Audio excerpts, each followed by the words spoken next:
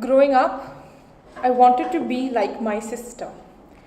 I mean, just like my sister. I wanted to be her.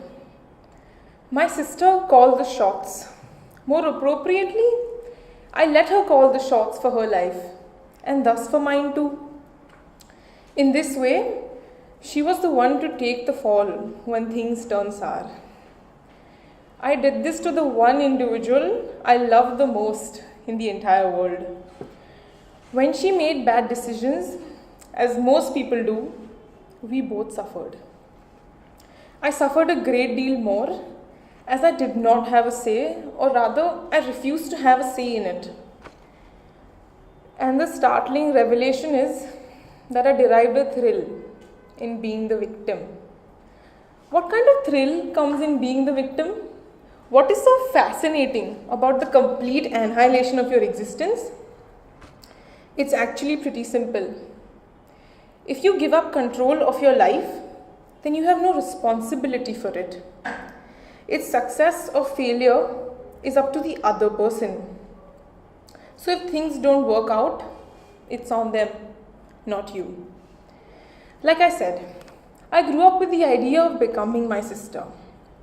Step one for that was the complete destruction of the existing entity, me.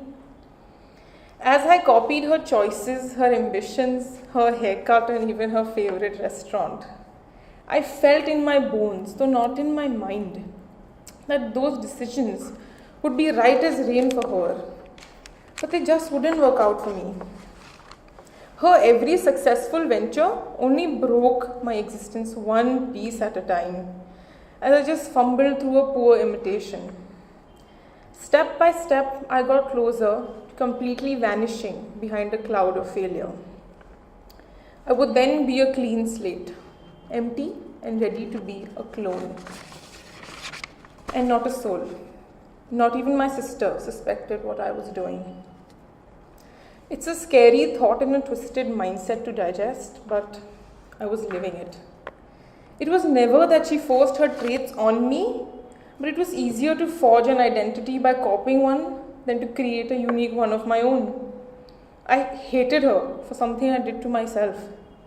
I never really liked playing the guitar, working out, studying science. I never really liked curly hair, books on psychology.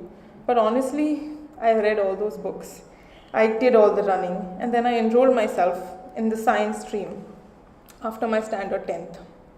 The only rationale to my absolutely crazy mindset was that we were twins and that I would somehow be able to emulate her success. My 2 years of junior college were the most tormenting years. I put myself through immense pain but gained absolutely nothing except for an exceptional amount of body weight. My body, well, it gravely took the brunt for my mistakes. So much of my hatred and regret and sadness, it all culminated in the form of severe dark circles, pigmentation, so much hair fall, and just so much, like my body weight, it just would grow exponentially. To put it honestly, I didn't click one picture in 2 years, and that is me being completely honest, except, of course, the passport photographs. Can you imagine not being clicked in this day and age of selfies? I was 16 and I hated every inch of myself. Quite honestly, it showed. You know, when something bad is happening to you, your mind tends to go away. It's a very effective coping mechanism. I was basically disconnected and gone for very long. Alternate Sundays for 2 years, I had IIT tests, which were from 9 a.m. to 5 p.m. Yes, on Sundays, 9 a.m. to 5 p.m. We had 2 papers of 100 marks each, and I was embroiled in countless concepts, of which I understood absolutely none. Since then, I have developed a weird phobia of Sundays, which I still battle. Well, then the following Wednesday, the results were put up. My professors, well, they were honest and ruthless, and we all know how the system works in India, don't we? So, the list of the scores is basically put up outside class at the entrance for everybody in the world to see. So, I always looked for my name, for my scores, bottom up. Well, because my scores were that depressed. Well, my ego did take a beating, but I knew I didn't stand a chance. My scores, they ranged from negatives, and my high was breaking even at a 0. Yes, being a 0 on the number line gave me an ego boost. That list honestly is really a piece of art. So your name, it's printed out in bold block letters for everybody to see.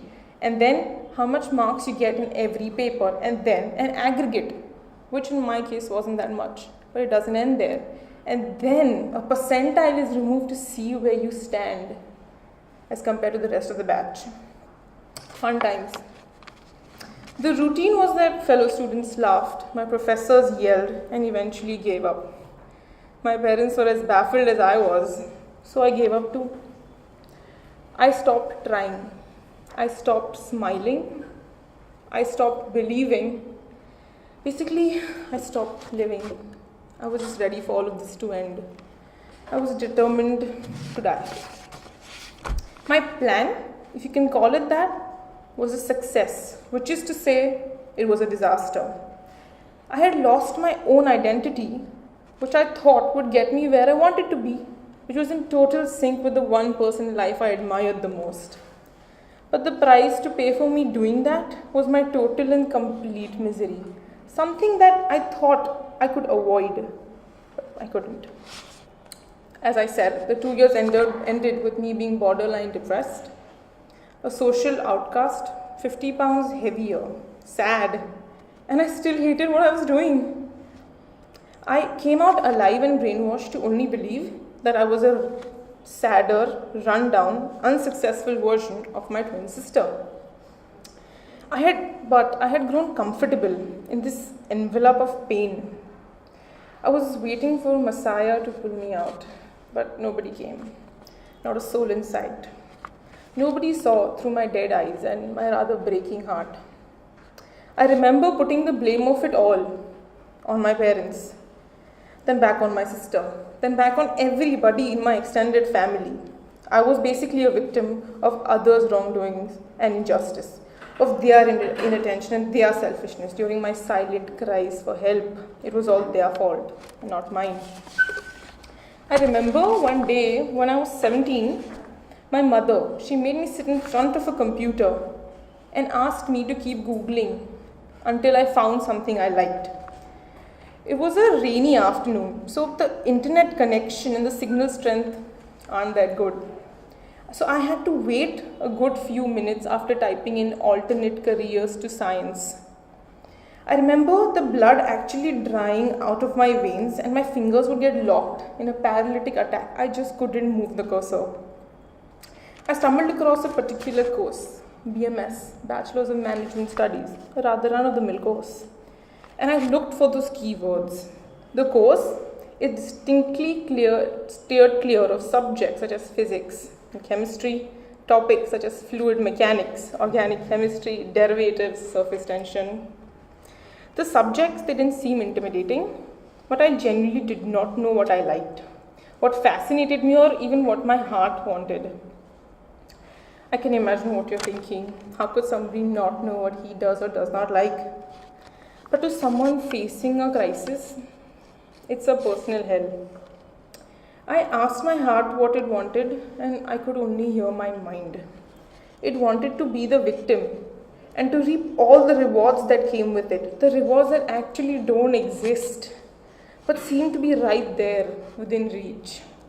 After hating everything I had ever done for a good amount of my life, how would I know what liking something would even feel like? I honestly had no idea where the rest of the world ended and I started. I just blended into the background of other people's lives. When I first started studying economics, my heart skipped a beat. I remember when I initially read, I felt like the more I read, the more I found myself. It was as though everything that could possibly be within me was put in a nice hardbound book and given to me. The more I read, the more it felt like a reminiscence. It was never that I was learning something new. It was only that I was rediscovering what I had long lost. But at the initial stages, I only treaded the fences of the subject. I was very afraid of being lost and eventually hating this too. So, like a cautious hunter, I only treaded the periphery. Any sign of uncertainty, I was flying back to the fences. But I stared at this forest of possibility, and for the first time in my life, it had a shine into it. I was looking at it, and somehow it was looking back. It was time to venture out. I attended a seminar in college where my seniors spoke about their time at summer school. I remember reading the pamphlet of London School of Economics, and I was amazed at even the thought of being able to apply. The idea or the possibility of starting afresh, it gave me hope. It was some sort of a calling or an affinity. It was as the universe was knocking, more pounding at my door. I remember thinking that the only reason I could possibly like economics was because it was easy. Silly me. I enrolled for summer school at LSE for macroeconomics, and it felt right as rain. The funny thing is that I have a pretty shabby memory, but I clearly remember my course code. It was EC102, Introductory Macroeconomics. We studied about the European Union, the European crisis, the Phillips curve, and stuff like that. All of this should have been intimidating, but it just straight went to my heart. I cannot emphasize enough that this was such a foreign feeling. This weird pull that my heart felt, such a gentle yet prominent and so very omnipresent tug. It completely bypassed my mind, which should have probably questioned and doubted and ruined it all.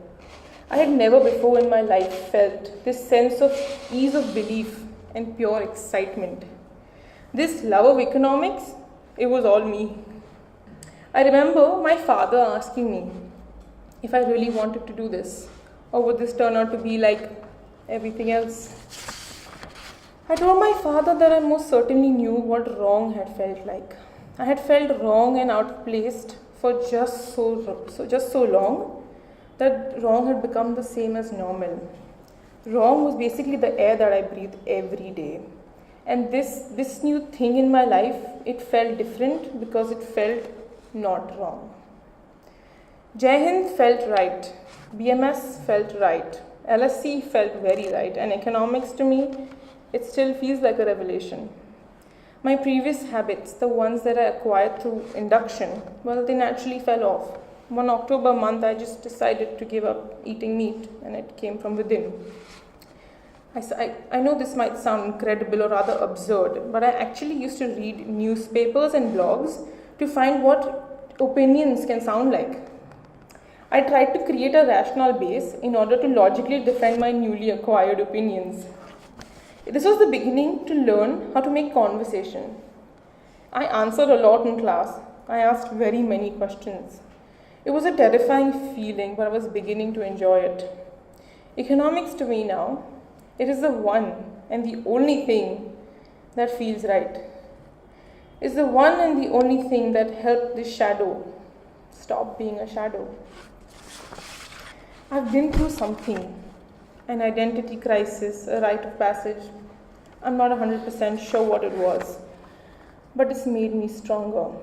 In a strange way, knowing how not to live has been one of my most valuable tools for how to actually lead a life. I still do look for role models.